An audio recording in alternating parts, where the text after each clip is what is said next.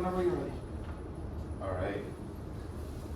So, way back when, in the 1800s, we had this guy named Galois, this very smart mathematician who, by the age of 19, has accomplished a lot of things that we could just only dream of accomplishing throughout our lifetime. So, Galois decided to study this thing called discrete symmetries. And he wanted to essentially answer some problems with respect to this. So how can we define, or can we even find a solution for a cubic polynomial? Can we find a solution for a quintic polynomial, and so on? What he did was he found a connection between this and polynomials. Essentially saying that we could reduce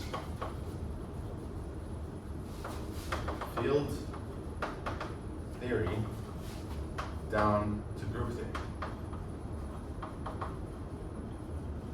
And why I say reduce it, I say it because it made his life so much easier, and it made that lives of mathematicians so much easier. And this was super successful, actually. This turned out to be a major thing, which we now call Galois theory. Okay, so we see kind of the connection between discrete symmetries and polynomials and this whole thing. So a mathematician in Norway, so Lee, he said, hey, we have these discrete symmetries, which just to explain, we have like a triangle and we want to maintain its orientation and shape.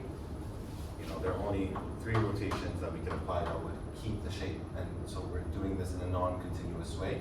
That's what are called discrete symmetries. And so Sophus Lee said, hey, he was inspired by this idea, and he said, hey, could we kind of get something out of continuous symmetries? Does that work? Is this something that's beneficial to us? So Sophus Lee tried connecting the following. He said, okay, we have continuous symmetries.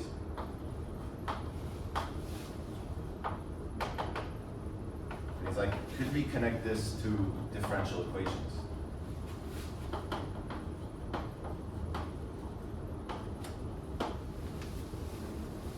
So he kind of wanted to maybe get something called Lie theory out of it, since he saw something called Galois theory, which was so successful back in the day. Actually, Lie was born, I believe, 10 years after Galois died, something like that. So they're pretty close in time. So yeah, he was inspired by Galois. And they also both died young. Yeah. Maybe that's the key. Let's hope not. Okay, so he said, you know, I'm inspired by this, and you can kind of see why this makes sense, right? You have discrete symmetries, you have some connection to something in field theory, and then you have continuous symmetries, and you're like, maybe we can study these functions and answer these questions and connect them and make our lives so much easier, right? The same way. Now, he didn't find quite the same success, not directly at least. We can't kind of Galois group of something and whatnot without getting too deep into it. But mathematicians found that studying this guy right here is super useful, okay?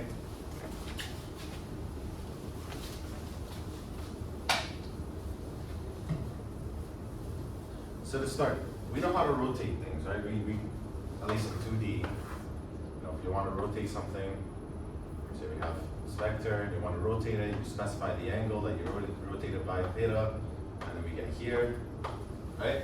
That's pretty simple. But how do we generalize this to higher dimensions? How do we do this in higher dimensions in a continuous way? What do we need, right? Well, to understand or to talk about rotations in higher dimensions, we need to mention 3 properties, or some properties that we expect rotations to have. So mathematicians were like, okay, the first would be linearity. It means if we rotate here, and we rotate here by theta 2, theta 1, you know, we can just do this once by theta 1 plus theta 2, right? It's just linear. The second we want is for the rotation to preserve lengths and angles. If we have a vector in R2 and we rotate it by theta, we don't want the length of that thing to change, right?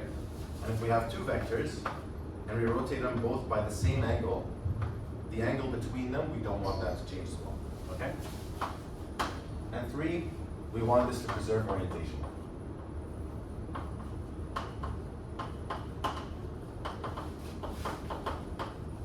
This makes a lot of sense in R2. If you rotate something from here by theta 1, right, we don't want it to start pointing in the other direction.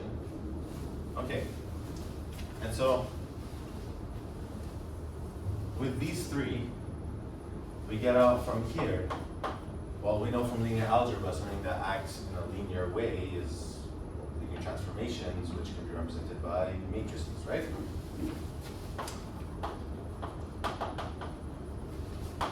Okay, and for something to preserve lengths and angles, okay, we want these matrices to have some type of orthogonal property, right? So I'll just write it out instead because there's a cut in the board that's very.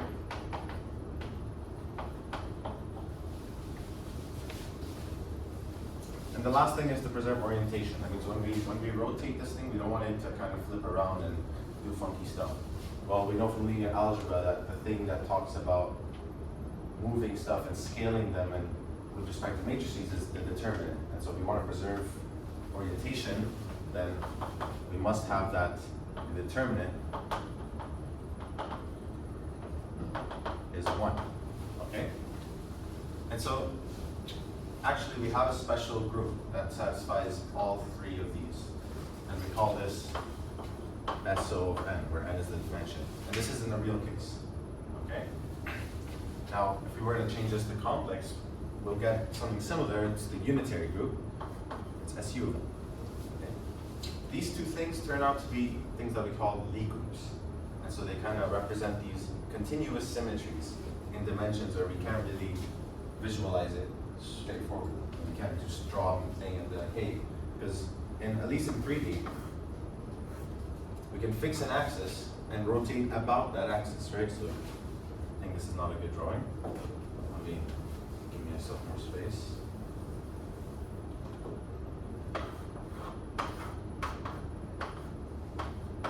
So we have a vector here, and you want to rotate. You can specify that we're rotating about the z-axis, right? And so we can kind of do something like this, and it kind of looks like rotation in R2, right? But it doesn't really hold for c to the 7. How would that work? And so that's why we have these 2 things, and then we come up with these 2 things, which are Lie groups. So let me define exactly what a Lie group is in general.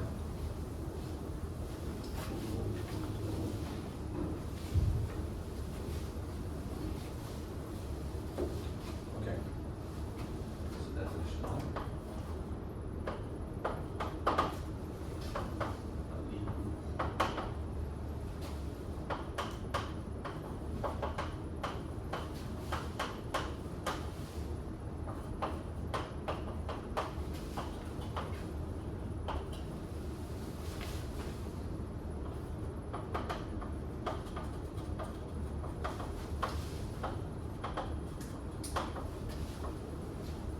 If we want to make sense of continuous symmetries, we need our set to be some kind of thing where we can define continuous things on, and so that's why we have G to be a smooth manifold, right? So G is a smooth manifold, and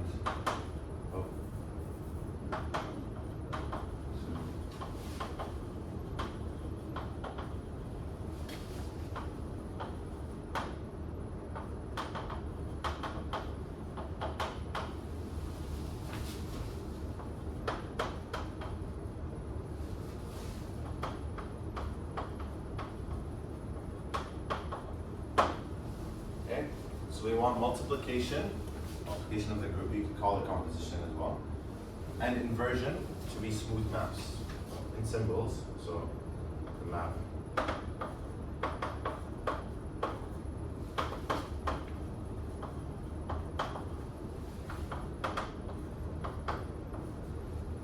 Which takes G, the inverse is also smooth. This is the definition that we came up with, and it makes sense. We want to study these continuous symmetries, and so we want to be able to define these these continuous type functions on this thing which behaves well with those things, and so we want G to be a smooth manifold, but also we have an underlying operation in the group. If that underlying operation itself is not smooth, then it wouldn't really make sense to talk about smooth operations, right? So let's give some examples of the groups.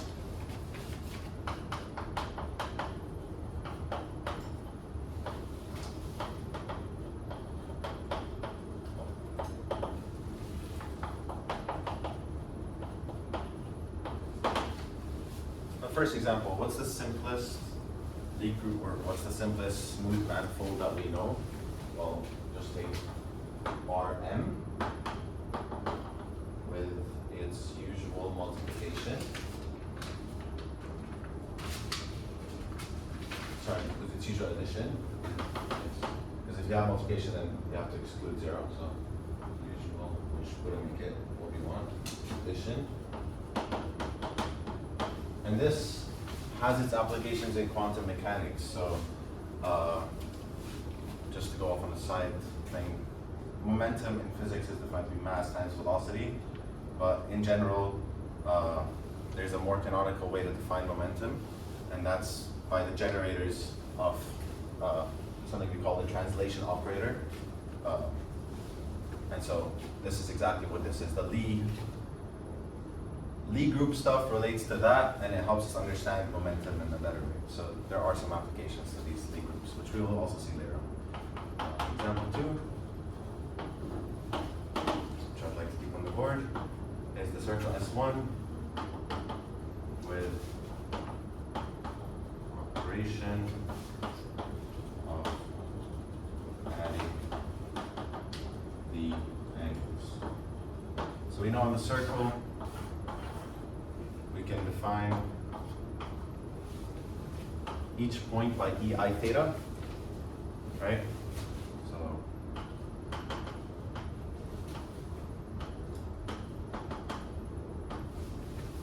and so the operation here would just be to multiply the EI thetas, and we know that by multiplication rules. So I theta 1 times EI theta 2, I'm just going to get EI theta 1 plus theta 2. So this is clearly, multiplication is clearly going to be smooth, and we have an inverse, and everything's fine.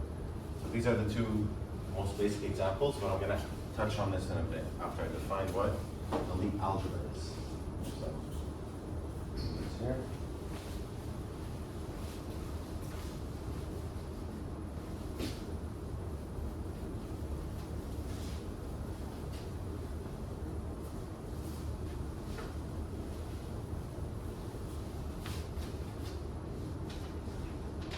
Going to be a bit of a long definition.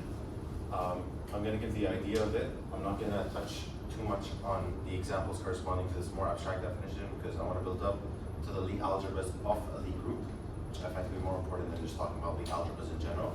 So bear with me for this definition.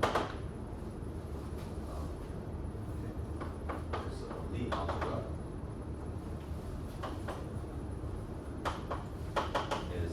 vector space, and typically the notation that they use is some kind of script G, but I found that I have a lot of small g's, and so for the sake of the presentation, I'm just going to call this vector space V. Usually it would be like some sharp looking G, but I can't do it enough for it to not get confusing. It's a Gothic G, and yeah, everyone hates writing that on the board. Yeah, no, You're in good company. I don't want to go through with it. So it's a vector space along with a bilinear form.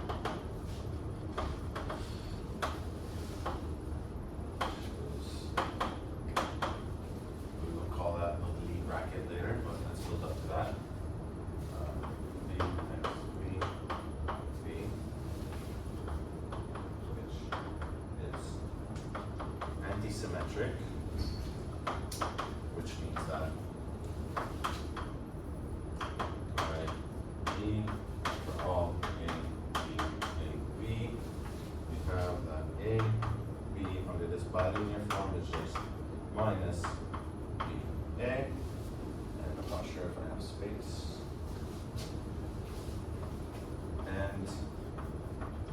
which satisfies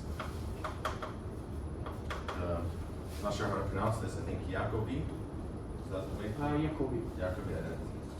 Or Jacobi, depending on who you ask. Italian or American. Well, Italian doesn't use a J. I think it might have been German, but I'm not sure. Yeah, but I only say that because my professor is named Jacopo. I say Jacopo. Ah, okay. Yeah. He's Italian.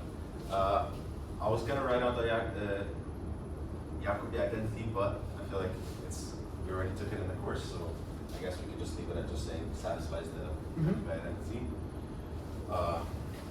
For all A, B, C, in V, and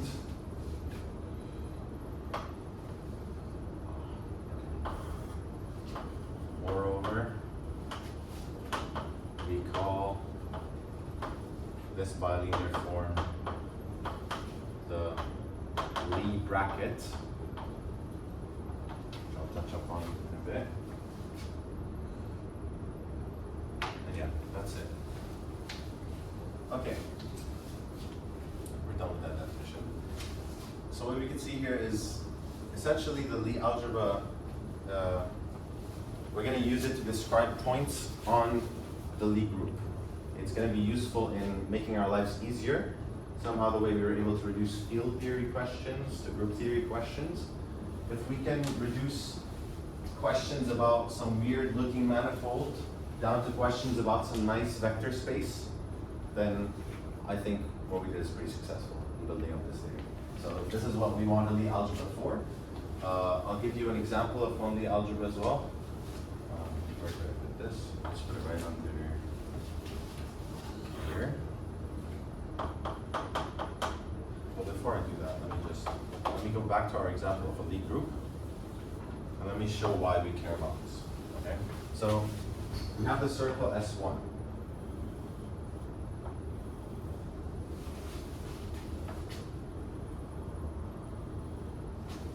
Let's take the tangent line at this point. The Lie algebra will let us do is effectively be able to wrap this point around to identify points on the Lie group by something we call the exponential map. So if we have a point here, it's just a line, right? It's a pretty easy space to work with.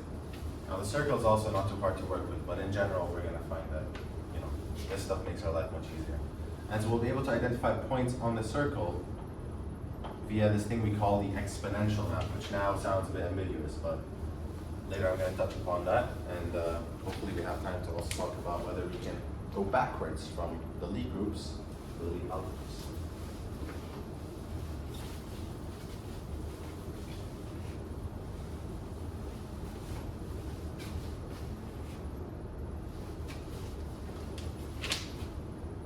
Okay, so example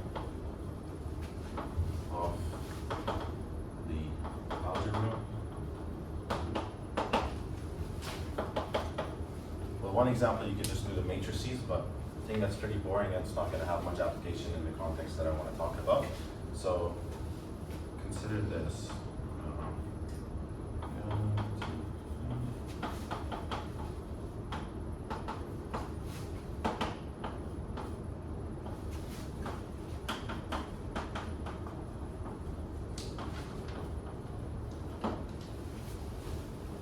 This is a set of all vector fields for a smooth manifold M. And this, as an R vector space, is an example of a Lie algebra. And the bracket is the commutator bracket. Okay, this is what we call the bracket for vector fields, which if we have, say, an x here and a y here, that's kind of like saying the derivative of the flow of y with respect to x, right? So this is an example of a Lie algebra. And I'm going to start talking about Lie algebras on Lie groups, so we can visit this back if we have enough time and talk about what this actually means and what it does. But this is an example of a Lie algebra. So let's start building up the theory of what a Lie algebra on a Lie group really is. How can we, because that's really what we want. We want to make our lives easier when we're talking about these weird manifolds, and we want to be able to identify the points on them via this thing we call the Lie algebra. So we need to define a Lie algebra on a Lie group.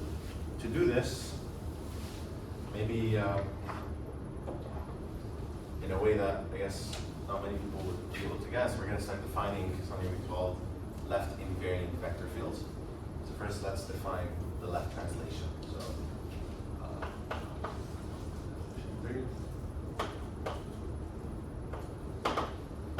Let G be a Lie group.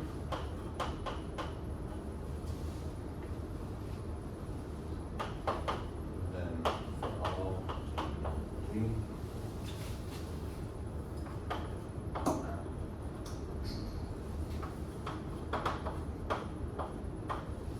defined by H. I need space, so let me just move this over here.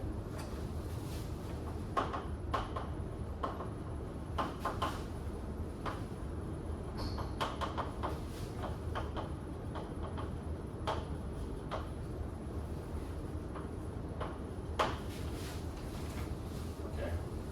Just basic definition, we're just multiplying by the left via the group operation, which, important to remember, this is a Lie group, so the multiplication is smooth.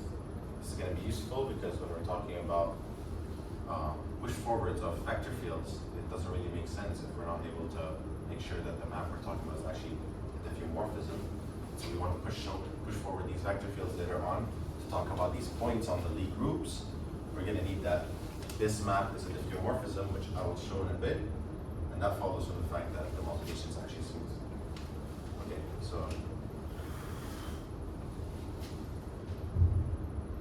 first let me show that this map is a diffeomorphism and it's a bijective. Clearly it's a bijection. I don't know if I have time for this.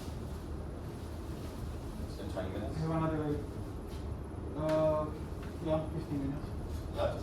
Yeah. Okay. Okay. I think I have time to show it's a bijection. Okay.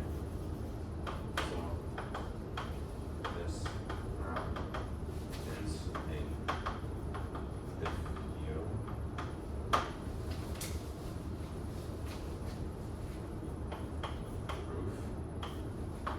By injectivity. This is pretty straightforward. So if we have let H, K be G, L G of H is equals to L G of K, if and only if G of H is equals to G of K, but we know by group properties we can just cancel them out if they have an inverse, and so if and only if H is equals to K.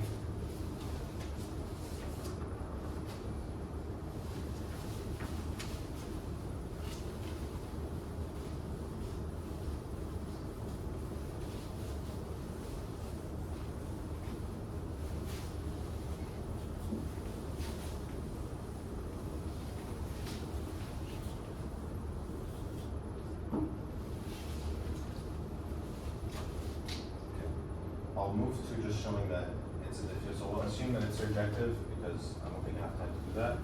But so surjective. Now I'll show that it must be diffeomorphic. Well, you want it to be smooth with smooth inverse, but we know that that's the same thing as just like, hey, this is just multiplying from the left, and so that operation is smooth. And then if we want to take the inverse of that, we just do LG inverse, but we know that inversion is also smooth, and so we're composing two smooth maps, and so it's smooth, right? I don't know if I should write it on the board. I think that's clear enough of an explanation. And why we care about this being a diffeomorphism, which I already said, but to put it into a picture, this is a smooth manifold. This is a smooth manifold. If you want to extend this map, LG, if you want to extend it from things in M to the vector fields in M, and this is not a diffeomorphism, it wouldn't make sense because say it were surjective but not injective. So say that we're cover all of n. Let's say we have 2 points here with vector fields that look like this and like that, yeah? And then say we map them both to the same point. Well, how is this gonna look? Is this gonna look this way or that way? How do we choose how to push forward the vector field? It doesn't make sense. And so it must be injective. And why we want it to be surjective is because if we only hit a part of the target, right? Then if we have a point here which doesn't hit anything, then when we take the push forward of all the vector fields here, and we want to talk about the coordinate points there, it wouldn't make sense because we have things that are not even getting hit. But we want to kind of talk about, hey, we can explain this entire smooth manifold structure via this thing we call the algebra. But if we have points that are not getting hit, right, the vector field maps there, then it's useless, right? So it's very important to us that this map is in fact a diffeomorphism.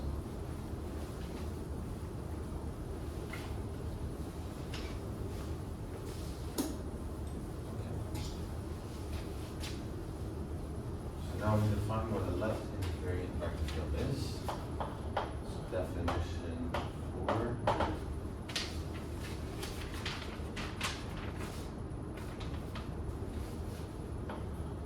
So let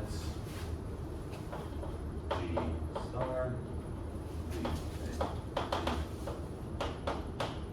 group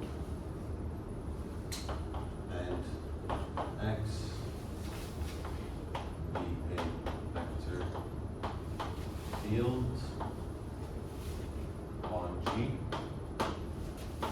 then we say X is left invariant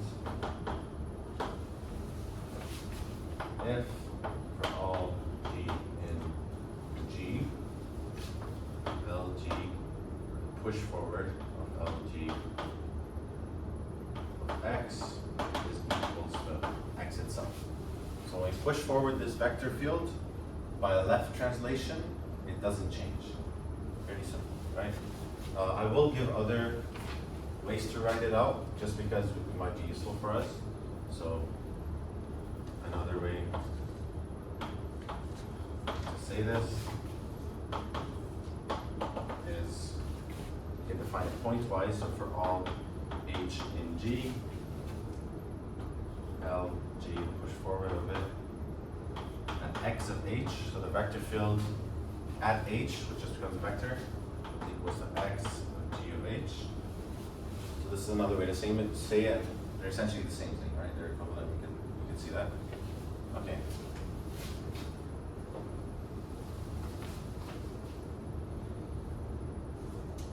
Erase this. I'm only now realizing that this board is very small. I don't know how. You usually fit a lot on it. You might remember, particularly at the beginning of the course, I was complaining on the board every single lecture. Yeah, I have to erase like every 2 seconds. It's weird. Okay. You still fit a lot, and I guess it takes some getting used to. Okay. So first, notation. LG is the set of all.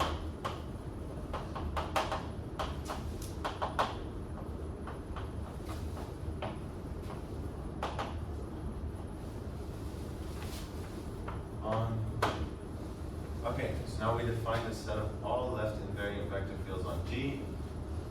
The reason why we defined left translations and then eventually left invariants is so that we can define the Lie algebras and the Lie group, which we saw why they're useful because we can kind of identify points on the Lie group by their Lie algebras.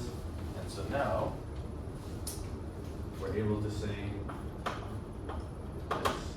So the set of all left invariant vector fields on a Lie group G is isomorphic to the tangent space of G at the identity. This is saying a lot, and this is very useful, right?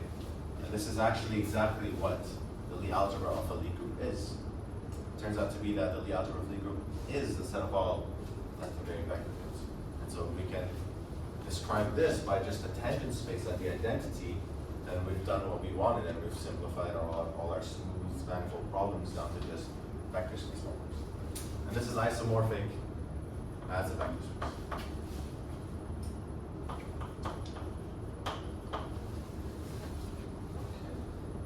Before I go through the proof of this, I'd like to state a corollary. It says that the dimension of G is equal to the dimension of T of D of G is equal to the dimension of set of all. So in the case that this is finite, we can talk about the dimensions being equal. That's a corollary of this, but this proof is going to be a bit long. Essentially, we just need to construct a linear isomorphism, right? We're talking about isomorphism between vector spaces, and so we need to construct a linear isomorphism, and then we've gone and done and proved that, hey, the Lie algebra of Lie group is exactly the tangent space of the identity. So to do this, I want to construct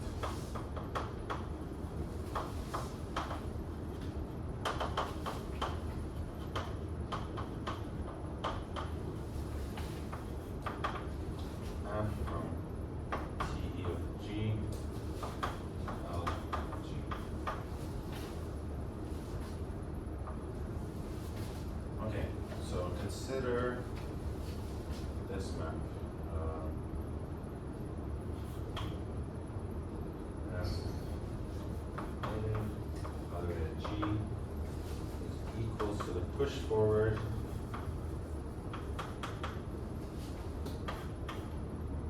which is in the tangent space G of G, which is just equals to the tangent space of G. This is the map that we're going to be considering.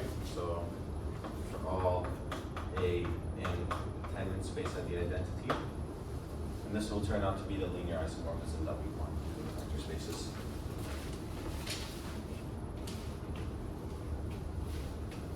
So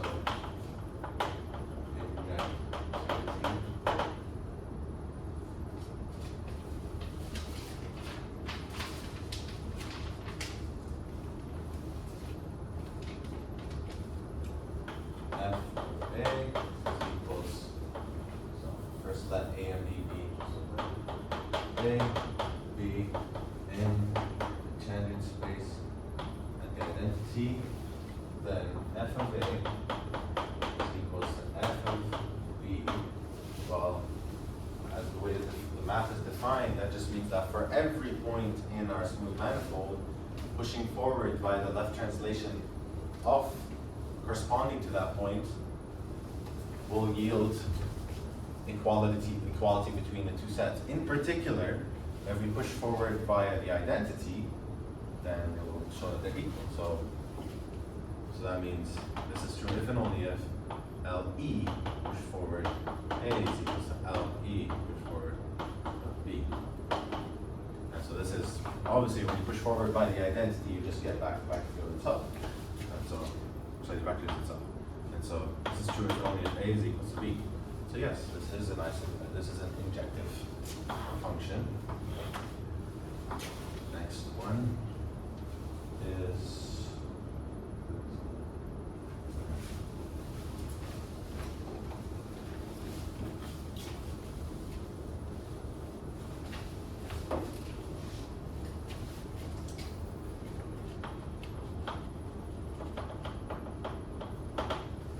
surjectivity. So let some x be a left invariant vector field. We want to show that there is an element in the tangent space of the identity that does map to it. Okay? So with x G, define a to the power of x to be equals to x at the identity, which is just in tangent space at the identity. then f of ax at g is equals to the push forward of a of x, which is equals to the push forward of x at the identity, which we already defined before to just be x ge. This is by the left invariance, right? It's one of the ways that we define left invariance. So this, when you push it forward, when we have a left invariant vector field x, when you push it forward by something, that's a left translation. It's just that. So then, that's why we defined it pointwise as the second way, so that we can do this. And then from there, we get that this is just equals to x at g. And this is true for all g. And so clearly that just means it's equals to x, right? And so we hit something in our target. And so it is surjective. Okay?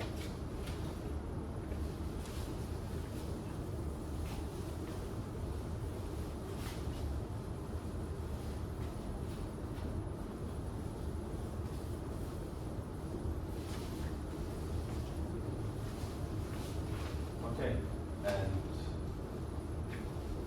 showing that it's linear just follows by construction, right? I don't think we need to go into that. Follows by the way we defined it, it's just a push forward of a left translation, so it's linear. So yeah, we defined what a Lie algebra is for a Lie group. It's just a set of all left invariant vector fields on that Lie group. And now we can sort of identify points on a Lie group by that Lie algebra via something we call the exponential map.